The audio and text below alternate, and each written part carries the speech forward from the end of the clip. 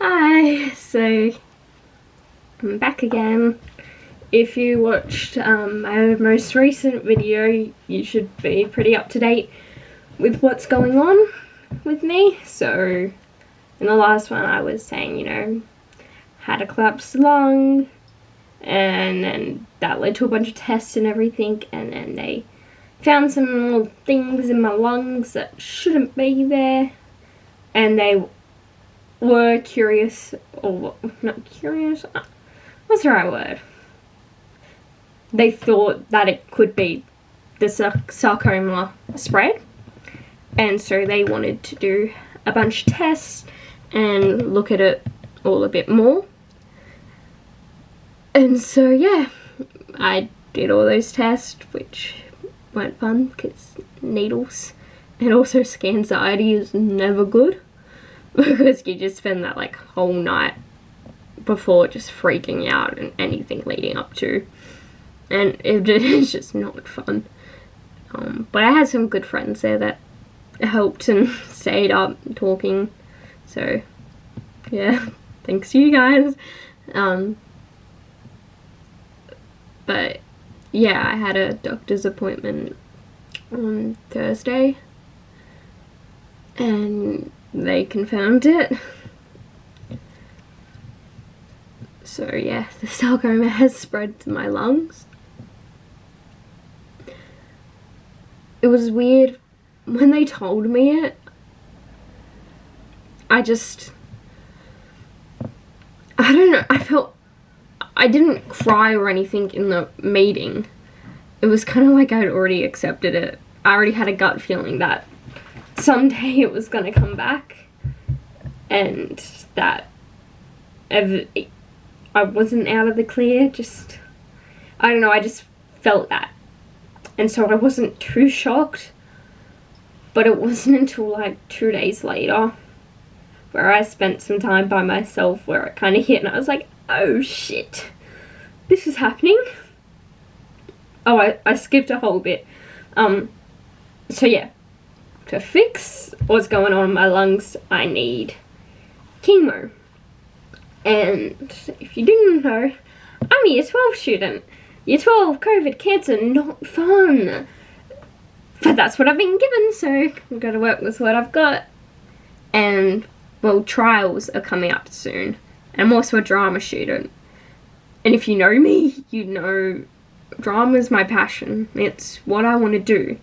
And pretty much every time I've been in a doctor's appointment and they've told me something bad, I've said, okay, well, let me do this drama thing first. Just because it's what keeps me sane. Without it, I'm not me. It's my escape. It's just what's meant for me. And so this time around, we were talking and they want me to do my trials before I start chemo, so then I can, at least with my HSC, they can look at my trials. And they said whether I start chemo in a month or 2 months, it will still have the same effect, so it doesn't really matter. So from there, I asked if I could do my major work, so my individual performance for drama before chemo, which is only like a couple weeks or so after trials. And luckily they said yes, because that's something I've worked so hard for. I put my heart and soul into it, and I don't want that to go down the drain. I want to have something. I want my time to perform. That's all I want. And I'm so glad that they said I could, because I don't know what would have happened if chemo started and I didn't get to do that the way I wanted to. Because yeah, that's what I love. Oh, that shouldn't be what I'm crying over. Not this. Sorry. I'm going insane. I don't know what I'm up to. So yeah, I start chemo September, and they said it'll go over like 6 weeks or something, and I'll be an inpatient for 3 days every 3 weeks, I think they said. Yeah, and so obviously it's not going to be fun being an inpatient, because I won't be in my bed, I'll be somewhere new, somewhere, yeah, not very good. I'll probably have like a needle, like a cannula in me, and so that will lead to a panic attack like normal, because I hate needles. And as well, the chemo that I'm going to be getting is known, like it is one of the ones that does make you lose your hair, so for this will probably be gone.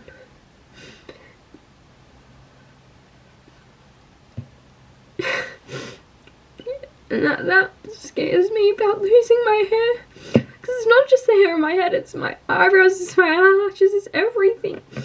And then it will be different to radiation, because at least when I was home I still looked normal. I didn't look like the sick kid, but if I lose my hair I'm going to look like that.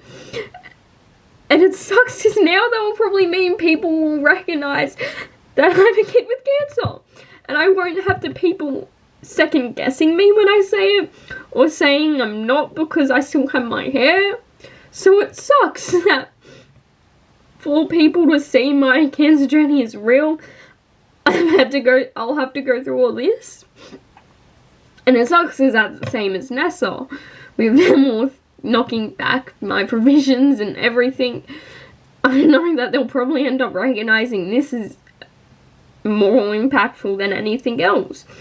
Not the fact that I physically can't use my hand and they're still being horrible, but that's something for a different time.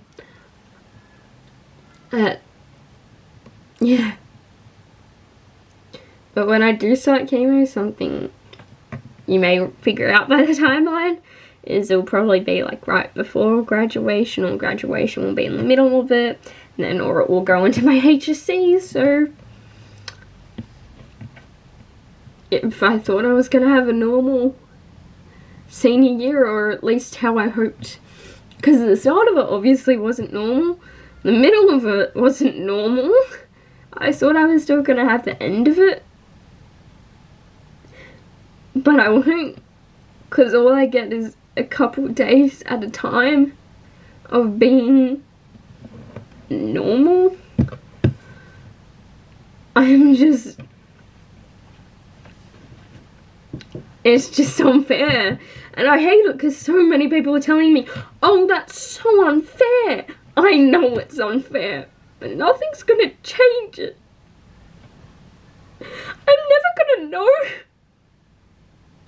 what my life's gonna be like if this didn't happen, because it's happening so young. It's fucking horrible. I don't even get a chance to start living next year. I'm going to go start uni, move into the new, like, real world, and I don't know how I'm gonna do that. Because I just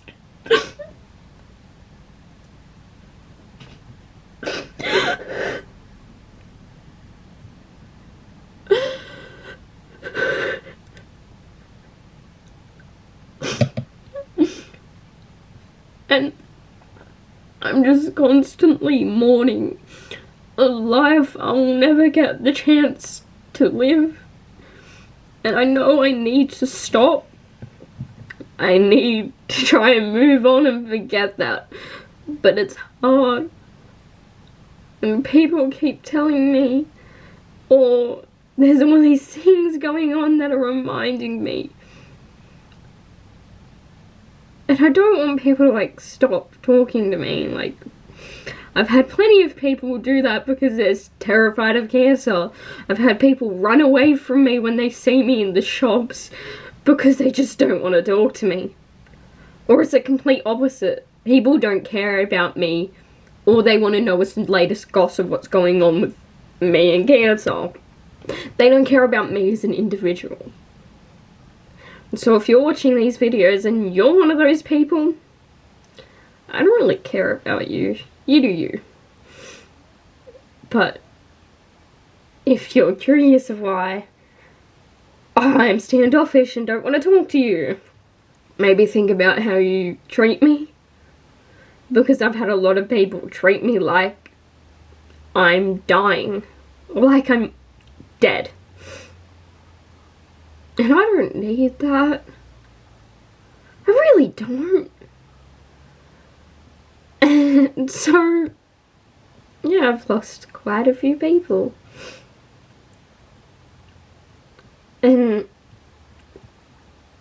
But at least I do know who my real friends are. I don't even know where I'm going with this right now.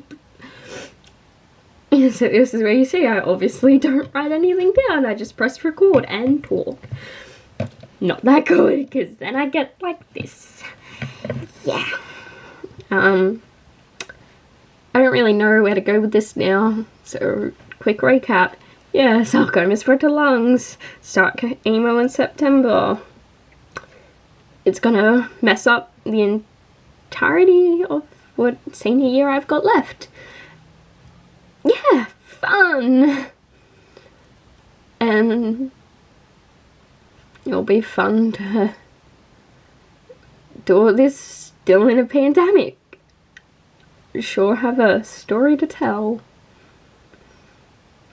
But, oh, one thing.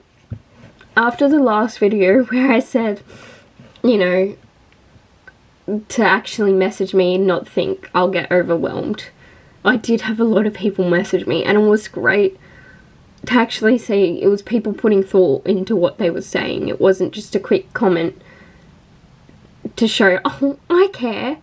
It was something where people actually put thought into what they were saying to me and all that, and that meant a lot. So thank you. It meant something. Yeah. So that's the latest news. Hope everyone's nice and safe at the moment and all doing well. Yeah.